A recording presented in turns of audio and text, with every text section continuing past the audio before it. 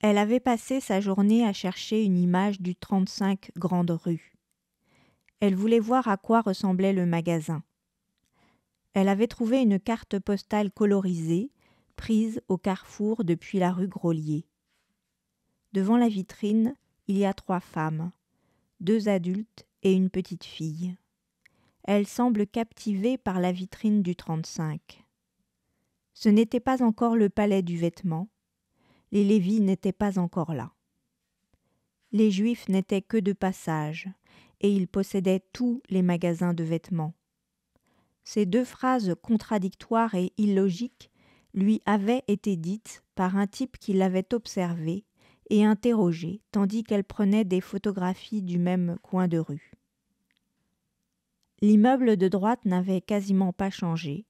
C'était le même balcon en fer forgé et, en dessous, une boutique qui faisait l'angle aux 33 Grande Rue.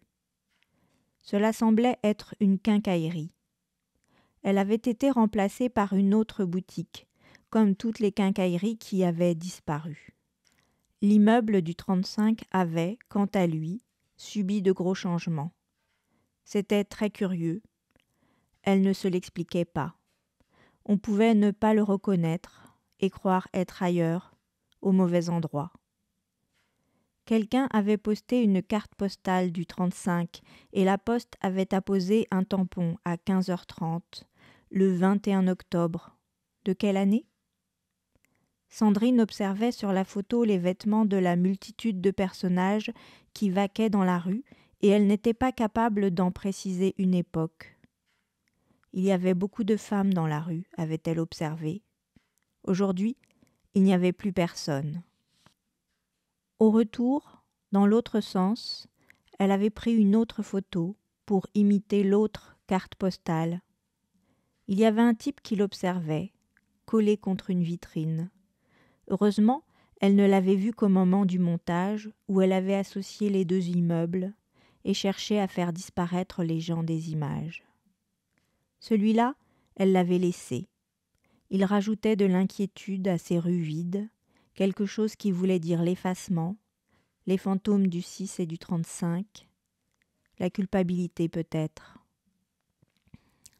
Qu'est-ce qui avait arrêté ce type ? C'était certainement l'incongruité de voir une femme seule dans la rue qui prenait des photographies des immeubles. Les gendarmes aussi s'étaient arrêtés dans leur véhicule, derrière elle, et ils l'observaient. Puis, ils avaient redémarré et l'avaient dépassée lentement.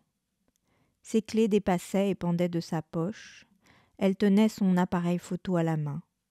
Elle avait hésité à prendre en photo la voiture des gendarmes, mais elle ne l'avait pas fait. Elle ne savait pas si c'était la crainte qu'il s'arrête et la verbalise.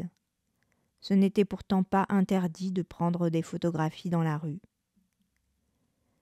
Les cartes postales qu'elle avait trouvées sur la toile internet montraient des rues du centre-ville, mais elles donnaient à voir aussi des personnes qui visiblement posaient et regardaient l'objectif.